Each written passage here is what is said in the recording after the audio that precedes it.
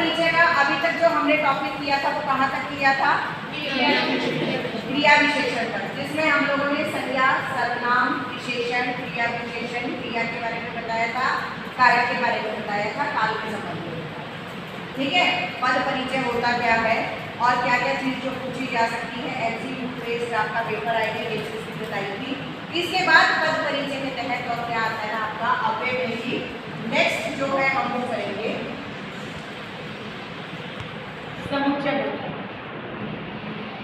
बेटा समुच्चय बोधक में क्या रहता है कि जहां पर आप लोगों का या, अथवा, और, तथा इस प्रकार के जब योजक शब्द आते हैं तो वहां पर आपका क्या आएगा? समुच्चय बोधक। जैसे राम और श्याम कल दिल्ली गए। ये एग्जाम्पल जब हमने दिया और इसमें और को अंडरलाइन कर दिया तो आप क्या लिखेंगे? इसके पद परिचय के अंतर्गत क्या आएगा? अव्यय। अव्यय जरूर करेंगे। अव्यय, समुच्चय बोधक, और जो इसके कर्ता है वो बहुवचन और पुल्लिंग। समझ गए? इस तरीके से। और इसके जो वाचक शब्द हैं वो कौन कौन से होते हैं? या, अथवा, किंतु, परंतु, लेकिन, और, आदि। पीछे से आवाज। ठीक है जी, ये सभी जो है इसके वाचक शब्द रहते हैं। वाकई किसी को कोई कंफ्यूजन यहाँ तक? इसके बाद जो हमारा नेक्स्ट है वो है संबंध बोधक। संबंध बोधक। अब बेटा जैसे मैंने आपको बताया था, ये पीछे आवाज नहीं गर्ल्स की। संबंध बोधक जो है इसके वाचक शब्द क्या होते हैं? कारक में क्या करते हो भाई आप? का, के, की, यही सब होता है ना। तो अब मुझे ये बताइए कि ये जो संबंध बोधक है इसके एग्जाम्पल्स अगर आ जाते हैं वो कैसे आएंगे पद परिचय के तहत? अगर मैंने कहा मेरे घर के सामने, और के सामने को अंडरलाइन आ जाता है, विद्यालय है। मेरे घर के सामने विद्यालय है, तो जो आपका के सामने है, के नीचे है, के ऊपर है, जब का, के, की इस तरीके के शब्द रहेंगे तो वहां पर आपका कौन सा होगा? संबंध बोधक। आगे बात समझ में? किसी को कोई कंफ्यूजन इन दोनों में, समुच्चय बोधक में, संबंध बोधक में? आसानी से समझ आ जाएगा। बाकी लिंग पुल्लिंग जिस हिसाब से हमारा करता है, वचन एक वचन है या बहुवचन है, ये उसी के अकॉर्डिंगली आप लोगों को लिखना। What it everyone? इसके बाद आ जाइए विस्मयादि बोधक पर। अगला जो पद परिचय के तहत हमारा एग्जाम्पल रहेगा वो हम विस्मयादि बोधक करेंगे। जैसे मैंने आपको पहले भी बताया था कि अव्यय के जो है वो 4 भेद होते हैं, 4 वर्गों में इसको बांटा गया है। क्रिया विशेषण, समुच्चय बोधक, संबंध बोधक, और जो ये नेक्स्ट है वो है हमारा विस्मयादि। अब विस्मयादि बोधक क्या होता है बेटा? हर्ष सूचक, घृणा सूचक, शोक सूचक, यही सब होता है ना, जिसमें मन के भावों को प्रकट किया जाता है। अचानक ही सहसा कोई शब्द हमारे जो भाव प्रकट होते निकल आते हैं तो वहां पर क्या होता है? क्या होता है भाई? विस्मयादि बोधक होता है ना। जैसे हाय, अरे, शाबाश, ठीक, ऐसा भी हो सकता है कि नहीं? वाह। अब अगर मैं एक शब्द देती हूँ हाय, वह मर गए। अब बेटा यहाँ पर अगर आ जाता है, क्योंकि एमसीक्यू होंगे, आपको पहचानने में प्रॉब्लम नहीं होगी, हाय को अंडरलाइन कर दी, तो आप क्या लिखोगे? अव्यय, विस्मयादि बोधक, और ये किसका सूचक है? दुख का सूचक। अगर मैं कह देती हूँ वाह, और इसको अव्यय विस्मयादि बोधक हर्ष का सूचक, खुशी का सूचक। ठीक है, इस तरीके से आप लोगों का विस्मयादि बोधक के अंतर्गत पद परिचय। किसी को कोई कंफ्यूजन भाई यहाँ बताओ, किसी को कोई कंफ्यूजन? इसके बाद जो हमारा अंतिम है वो बचा निपात। मैं क्रियाएं आप लोगों को दोबारा बताऊंगी क्योंकि कुछ एक बच्चे कंफ्यूज्ड थे अभी भी। निपात में ही, भी, तो, केवल या मात्र में से कोई भी एक आ जाए। ठीक है, ही, भी, तो, ये क्या है? निपात होता क्या है बेटा? जहाँ किसी बात पर जोर देने के लिए जिन शब्दों का प्रयोग किया जाता है वो निपात कहलाता है। किसी बात पर जोर देने के लिए जिन शब्दों का हम प्रयोग करते हैं वो क्या कहलाते हैं? निपात कहलाते हैं। जैसे मैं भी बाजार जाऊंगी। अब यहां पर मैंने जोर दिया ना इस बात पर कि मैं भी, तुम तो चलो। अगर मैंने अगला सेंटेंस बनाया तुम तो चलो, मुझे केवल 2 रुपए चाहिए, मुझे केवल 2 रुपए चाहिए। तो बेटा यहाँ पर जो इस तरीके के शब्द आपके रहते हैं वो निपात कहलाते हैं। बात आगे, बात समझ में? निपात क्या होते हैं? जब किसी बात पर जोर देने के लिए हम शब्दों का प्रयोग करते हैं तो वो क्या कहलाते हैं? निपात कहलाते हैं। बल का प्रयोग किया जाता है, जैसे भी, तो, केवल, मात्र आदि ऐसे शब्द। भर, भर भी होता है। जैसे हम कहते हैं ना, भर कर, पेट भर कर खा लो। ठीक है, ये सारे भी जो होते हैं आपके निपात के अंतर्गत आते हैं। और इसका पद परिचय कैसे लिखोगे? अगर भी का लिखना है आप लिखोगे अव्यय निपात, बस।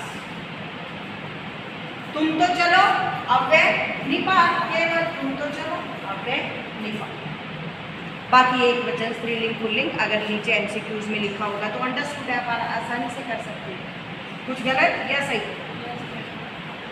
अब आ जाओ बेटा क्रियाएं। क्रियाएं कितने प्रकार की आप लोगों को बताई थी? 2 प्रकार की। अभी जो हमारी ऑनलाइन क्लास थी हमने उसमें जिक्र किया था, पर मैंने कहा था ये चीज मैं दोबारा क्लास में बताऊंगी। क्रिया, क्रिया होती क्या है बेटा? काम का करना या होना क्या कहलाता है? क्रिया, जिसे आप अंग्रेजी में वर्ब कहते हो ना। और ये 2 प्रकार की रहती है। कौन कौन सी? सकर्मक और अकर्मक। अब बेटा सकर्मक क्रिया क्या होती है? मैंने उस दिन भी बताया था कि जब किसी काम का प्रभाव, जब किसी क्रिया का प्रभाव कर्म के ऊपर पड़ता है जिसके अंतर्गत कर्ता और कर्म दोनों होते हैं। जैसे राम ने यात्रा की, या दूसरा मैं कहती हूँ गीता पुस्तक लिखती है। अब इसी सेंटेंस से मैं आप लोगों को एक चीज बताऊंगी, दोनों को डिफरेंशिएट करूंगी कि क्या अकर्मक है और क्या सकर्मक है। इसमें पुस्तक आपका कर्म है। अगर यह अंडरलाइन आ जाता है तो ये आपकी सकर्मक क्रिया बन जाती है। एक वचन है स्त्रीलिंग। ठीक है जी, ये हो गया आपका सकर्मक। अब अकर्मक क्या आएगा? गीता लिखती है। आपको नहीं पता कि वो क्या क्या लिख रही है क्या नहीं। हमने कहा गीता पुस्तक लिखती है, अगर यहाँ पर खाली लिखती है आ गया तो इस वाक्य में कर्म लिखती है। आपको क्या का उत्तर नहीं मिल रहा है तो ये क्या बन गया आपका? अकर्मक क्रिया। और कुछ एक मैंने अकर्मक क्रियाएं आप लोगों को उस दिन भी डिफरेंशिएट की थी कि कौन कौन सी होती है अकर्मक क्रियाएं भाई? हंसना, रोना, सोना, खेलना, दौड़ना, भागना, उठना, चलना, नहाना, ये सारी क्रियाएं हैं आपकी अकर्मक है, जो रहेगी अकर्मक। अगर मैंने कहा कि वो फुटबॉल खेलता है तो सकर्मक क्रिया है, वो खेलता है तो अकर्मक क्रिया। वह भागता है अकर्मक क्रिया, दौड़ता है, चलता है, रोता है, सोता है, खाती है, पीती है, खाली अगर ये कहा। अगर कहा वह पानी पीती है तो क्या होगा? सकर्मक। अगर कहा वह पीती है तो हमें नहीं पता वो दूध पीती है, चाय पीती है, कॉफ़ी पीती है, पानी पीती है, नहीं पता। ठीक है जी, तो वहां पर आपकी जो क्रिया होगी वो कौन सी होगी? अकर्मक। Getting my point? किसी को कोई कंफ्यूजन? उसके बाद कारक। कारक के कितने भेद होते हैं भाई? बोलो। 8। कौन कौन से? कर्ता जिसका विभक्ति चिन्ह नहीं। नेक्स्ट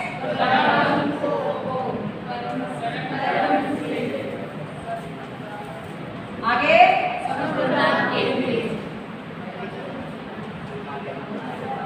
आगे आगे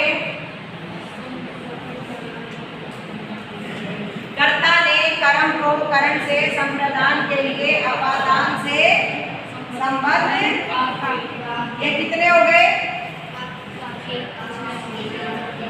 हाँ, अधिकरण में पर।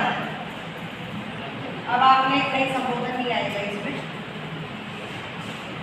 अब अगर आपका पद परिचय के अंतर्गत ये आ जाता है, बेटा कर्ता तो आप लोगों को पता ही। अगर मैं कहूँगी कि सीता ने फल खाई तो वो भी करता है, आप लिखोगे कि इसमें सीता जो है वो कर्ता कारक है। ऐसा भी आ जाता है ना कई बार कि सीता को अंडरलाइन कर दिया जाता है, तो आप क्या लिखते हो? सीता में व्यक्तिवाचक संज्ञा, एक वचन, स्त्रीलिंग और आगे क्या लिखोगे? कर्ता कारक। अगर मैंने यहाँ पे सेंटेंस दिया था कि रमा जो है वो पुस्तक लिखती है, तो वहां पर जो है पुस्तक को अंडरलाइन कर दिया जाएगा, तो आप क्या लिखोगे? कर्म कारक लिखोगे ना। उसी प्रकार करण से। अब अक्सर बच्चे कंफ्यूज होते हैं कि मैडम अपादान में भी से आता है और करण में भी से आता है, तो इनमें क्या डिफरेंस रहेगा? बेटा जो करण होता है वो साधन के लिए प्रयोग किया जाता है, जैसे चाकू से फल काटना, यही होता है ना, चाकू से फल काटना। यहाँ पर चाकू को हमने सेब काटने के लिए, फल काटने के लिए प्रयोग किया है। लेकिन अपादान में जुदाई का भाव होता है, देश से निकाल देना। ठीक है, इस तरीके का डिफरेंस जो है, पेड़ से फल गिरना, नीचे जुदाई का भाव है, तो वो आपका अपादान रहेगा। संप्रदान के लिए अगर हम कहते हैं गरीबों के लिए वस्त्र दो, के लिए अंडरलाइन आ जाता है, तो आप उसमें क्या करेंगे? संप्रदान कारक आपका रहेगा।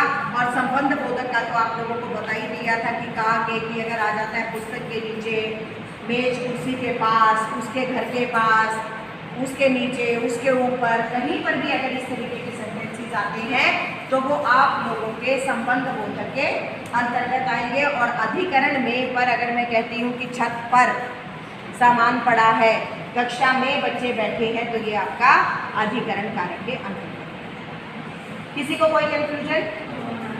देखो फिर एक बार इस टॉपिक को मैं रिकैप्चुलेट कर देती हूँ। बेटा पद परिचय क्या होता है? पद परिचय जब हम शब्दों का, जो वाक्य में आए हुए शब्द होते हैं वो पद बन जाते हैं, और जब उनका व्याकरणिक परिचय दिया जाता है तो यही वास्तव में पद परिचय कहलाता है। ठीक है जी। और पद परिचय के अंतर्गत जो है आप लोगों से कोई भी सेंटेंस होगा बेटा, जैसे हम अपनी जाति कुल आदि का वर्णन करते हैं, ठीक उसी प्रकार जो है हमें पदों का भी व्याकरणिक परिचय देना होता है कि वो संज्ञा से है, सर्वनाम से है, विशेषण से है, वो अकर्मक क्रिया है, सकर्मक क्रिया है, उसके अंदर कारक कौन सा है, काल कौन सा है। समझ आ रहा है क्या क्या बताना होता है पद परिचय के अंतर्गत? वचन कौन सा है, लिंग कौन सा है, ये सारी चीज़ें। और फिर जो दूसरा टॉपिक इसी के अंतर्गत आगे बढ़ते हुए ये विकारी शब्द आ जाते हैं ना, संज्ञा सर्वनाम विशेषण। फिर अभिकारी शब्द जिन्हें हम अव्यय भी कहते हैं, उसके तहत क्रिया विशेषण होता है, समुच्चय बोधक होता है, संबंध बोधक होता है, विस्मयादि बोधक होता है और निपात होता है।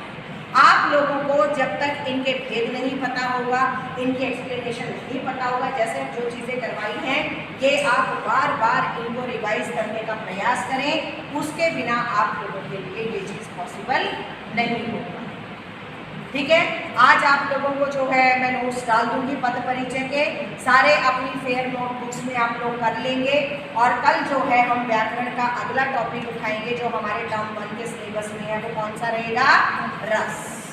ठीक है जी, इन 2 दिनों में कोशिश करेंगे कि हम रस कंप्लीट कर दें। और करीबन 2 साल पहले हमारे सिलेबस में जहाँ 11 रस माने गए हैं, उनमें से सिलेबस में केवल 6 ही थे, लेकिन फिर भी मैं आप लोगों को सारे करवाऊंगी, क्योंकि पता नहीं कि एग्जामिनर कब कहाँ से क्या चीज़ पूछी। तो किसी प्रकार का कोई हम लोगों को पीछे नहीं रहना है, किसी चीज़ को छोड़ना नहीं। अगर किसी की कोई क्वेरी है, कोई चीज़ आप पूछना चाहते हो तो मेरे से एक बार नहीं 10 बार पूछो। लेकिन अगर बेटा 11वीं बार मुझे ये चीज़ पता चली, आपने कहा कि मुझे आ गया, और जब मैंने सुनने का प्रयास किया कि नहीं आया, देन बेटा आई विल नॉट। क्योंकि MCQ बेस्ड जो पेपर आ रहा है उसको आप आसान मान के ना चले, that will be more than tough from this term.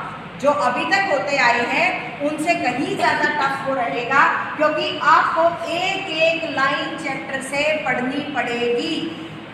और इसीलिए MCQ बेस्ड नोट्स भी आप लोगों को बार बार तैयार करवाए जा रहे हैं। ठीक है जी। तो कल जो है मैं आप लोगों को रस करवाऊंगी। व्याकरण के हमारे 4 टॉपिक हो जाएंगे, लेकिन फिर भी जितनी मर्जी बार मेरे से पूछना, चाहे वो वाक्य हो, चाहे वो वाच्य हो, कोई भी चीज़ हो, आप मुझसे बार बार पूछ सकते हैं। ये मत सोचे कि मैडम हमें नहीं बताएंगी, जितनी मर्जी बार पूछो, नहीं समझ में आएगा, आई एम हियर फॉर। ठीक है, लेकिन प्लीज़ एक एक चीज़ जो करवा रही हूँ वो बहुत अच्छे से आपको बोलनी चाहिए।